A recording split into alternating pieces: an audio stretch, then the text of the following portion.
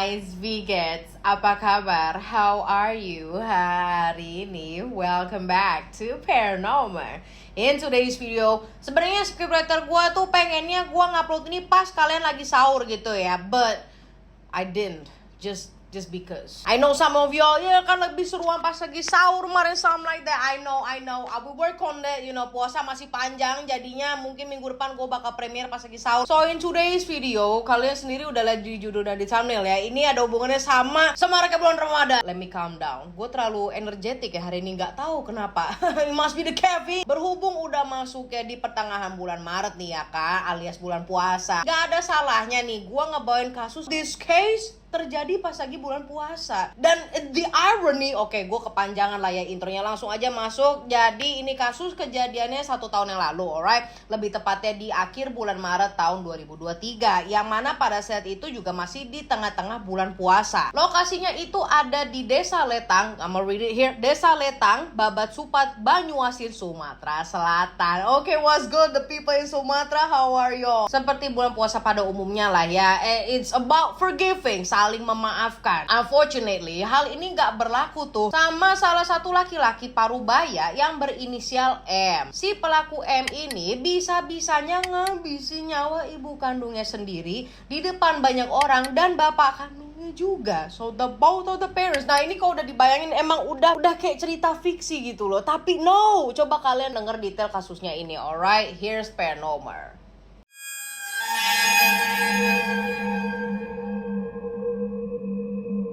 Di hari itu, jam sudah menunjukkan waktunya buka puasa. Grab the kolak biji salak, yo. It be delicious, yo. Gue jadi suka banget sama kolak biji salak. Gue pengen bikin sendiri gitu kan. Tapi terakhir kali gue bikin kolak biji salak lah, itu bijinya bentukannya jadi aneh gitu loh. Malah gue bentuk love lah, gue bentuk oval panjang. Enough about me, yo. Let's continue, sorry. Nah ya udahlah ya, berbukalah mereka satu keluarga ini. Si M, bapaknya dan ibunya. Kelar buka puasa seperti biasa, mereka ini maulah berangkat taraweh. Tapi di malam itu semuanya agak sedikit berubah, termasuk reaksi si bapaknya M ini yang harus bisa nahan emosi. Nah kenapa tuh si bapak? Dia malah kelepasan, mungkin karena udah buka puasa, everything just fan it out. Dan ada deh tuh adu mulut di rumah. Jadi ini terjadi setelah si bapak ini nemuin semacam buku, I do not want to say it specifically, pokoknya sebuah buku lah ya, yang isinya ini dianggap sebagai ajaran menyimpang oleh bapaknya. Dan ini buku kepunyaan si M. Sebenarnya sebelum itu si M ini udah disuruh klarifikasi sama bapak dan ibunya, tapi pertanyaan itu dijawab sama si M dengan cara marah-marah gitu lah ya, bukan diomongin baik-baik atau gimana gitu ya, apalagi kan we just baru buka puasa. Tapi enggak, si M juga ngegas. Nah ngeliat respon si anaknya yang begitu marahnya gitu kan, lantas gak tuh. I'm learning yo, gue setiap hari belajar bahasa Indonesia yang baku gitu ya kan, siapa tahu gue nanti jadi apaan ya. Nah lantas membuat si bapak ini makin khawatir lah sama apa yang sebenarnya udah diserap gitu ya sama si M. Akhir dengan maksud gak mau anaknya terjerumus semakin dalam ya sama ajaran yang ada di buku itu. Sesuai kesepakatan bersama, buku itu berujung dimusnahkan lah sama si bapaknya dengan cara dibakar. Namun yang si bapak dan ibunya gak tahu adalah ternyata buku yang barusan dimusnahin itu nilainya lumayan berharga buat si M. So it's not just kayak kertas HVS laminating and something like that yang kayak di clipping apa kipling sih ya itulah. But no, it actually has a price. Nah setelah bapak dan ibunya ini kelar lah ya dengan urusan bukunya si M itu kan baru dibakar ya, barulah mereka berdua berangkat taraweh ya kan ke Masjid Baitur Rahman, yang dimana masjidnya itu lokasinya masih ada di daerah tempat mereka tinggal. Nah si M yang dinilai masih emosi lah ya, kaget gitu kan, bakal nolak juga lah udah pasti ya kan, berujung gak ikut beribadah sama orang tuanya dan si M-nya tetap di rumah. Nah bayangan orang tuanya tuh dengan mereka ya udah deh mah biarin aja dia sendiri di rumah, mereka tuh pamit ketika dikasih space gitu kan ya, itu bakal bisa menenangkan diri dan introspeksi diri secara gitu kan lagi bulan puasa yang dimana it's all about forgiving. You have to forgive yourself ya. Gue ngomongin soal gitu kayak gue bisa tuh kayak gue gampang gitu maafin orang. I'm a Capricorn yo, but I'm trying mencoba gitu untuk memaafkan di bulan puasa. Let's continue. Tapi apa iya si M ini bisa menenangkan diri dan berbuat sesuai sama apa yang dibayangin orang tuanya? Ya enggak. Setelah si M ngeliat dengan mata kepala sendiri 4K HD, ngeliat bukunya baru aja dibakar sama bapaknya, si M ngerasa nggak cuma bukunya aja yang udah musnah, tetapi juga rasa di hati nurani, rasa ingin minta maaf dan memaafkannya itu udah musnah. Dengan rasa kesal dan marah yang menggebu-gebu, si M ini berangkatlah dan nyamperin orang tuanya ke masjid. Yang di sini si M itu berangkat dari rumah dengan membawa sajam jenis pedang.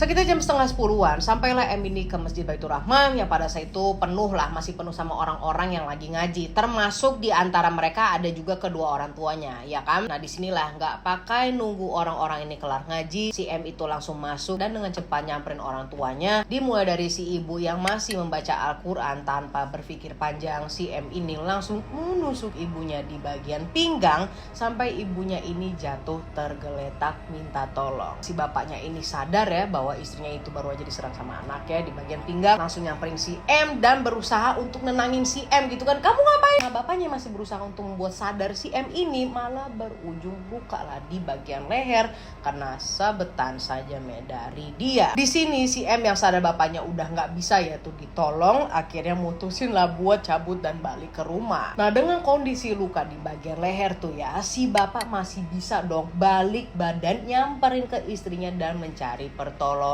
Now fast forward, sementara kedua orang tuanya ini udah dapat pertolongan ya dari warga-warga dan dibawa ke rumah sakit terdekat. Di sisi lain si M ini juga udah berhasil tuh diamanin sama warga di rumahnya. Nah dikarenakan si M ini bener-bener susah dikontrol dan punya kemungkinan besar nih ya ngelukain orang lain lagi, akhirnya warga sepakat deh tuh untuk ngamanin si M dengan cara dipasung sembari nunggu polisi datang. Nah what happened was, dalam pikirannya si M ya dia mikirnya ya udah paling gue cuma dipasung doang dan gak bakal dibawa ke polisi. Ternyata enggak ya, semua orang bisa bermimpi lah ya, but not him.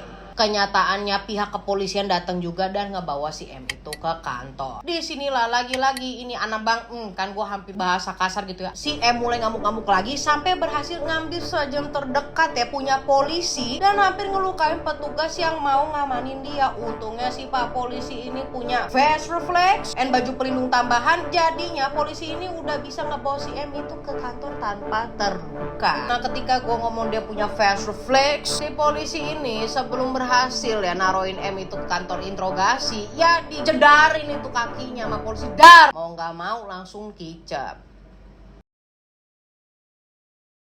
So, sikap suka ngamuknya si M ini ternyata bukan pertama kalinya. Berdasarkan hasil interogasi polisi sama beberapa saksi, mereka bilang sebelumnya si M ini memang suka ngamuk-ngamuk dan suka yang namanya sambil bawa sajam. Lah serem. Bedanya pas itu si M masih bisa tuh ditenangin sama bapak dan ibunya. Ya inti dari interogasi saksi-saksi itu adalah si M ini memang dikenal punya emosi yang kurang stabil. Anyway, sebelum diinterogasi lebih lanjut, tentu saja si M ini dibawa lah ya ke dokter buat ngotakin lagi ngobatin luka tembaknya itu yang ada di kaki, kan dijedarin sama polisi gara-gara dia kan petakilan ya. Nah selama diinterogasi untungnya si M ini masih bisa sikap tenang ya kan, kayaknya sih dia lebih ke kapok dijedarin tuh kan. Di sana si M ngasih tahu deh kenapa dia sampai bisa melakukan hal seperti itu ke bapak dan ibu kandungnya sendiri, apalagi di masjid gitu loh ya Tuhan. Nah kalau menurut kesaksian dari dia, motifnya adalah ya yang udah seperti kita prediksi ya, karena dia marah emosi gara-gara bapaknya itu udah ngebakar bukunya yang berharga. Si M juga ngasih tahu kalau dia dapat buku itu pas dia lagi belajar dan cari ilmu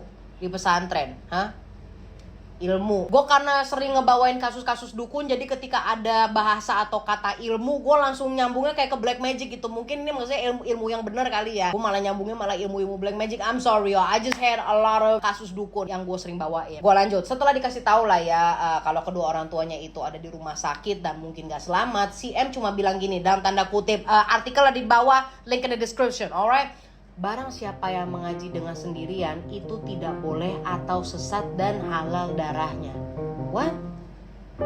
What does that mean? Gue gak ngerti maksudnya dia apa sih. Tolong drop in the comment. Maksudnya dia apa sih? Gue kasih deh quotes-nya yang tadi. Barang siapa yang mengaji dengan sendirian itu tidak boleh atau sesat dan halal darahnya.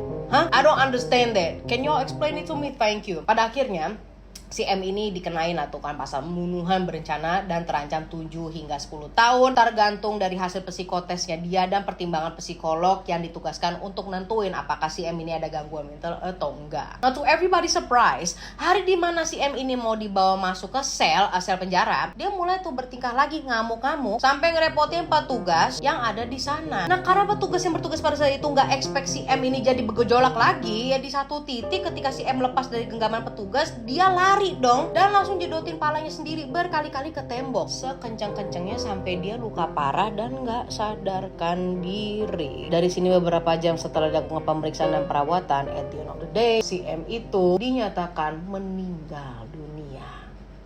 He dead. Jadi sebelum si M ini bisa dicari tahu kenapa dia bisa nggak sestabil itu, dia udah bunuh diri duluan. Dan begitu juga dengan ibunya yang nggak bisa diselamatkan setelah ditikam sama anaknya sendiri di bagian pinggang. And yang bisa diselamatkan hanya si bapak. Unfortunately, mesti menanggung rasa kehilangan seorang istri dan anaknya. Sekian untuk kasus kali ini. And feel free to drop your thoughts to the comment section. Dan selamat menunaikan ibadah puasa ya guys. Tapi kan gue ngupload ini setelah buka puasa. But like, di jam berapapun kalian nonton video ini, selamat menunaikan ibadah puasa. I know kalian tuh bukan lapar, tapi lebih kayak kehaus ngeliat air dingin atau es teh manis atau es lemon tea.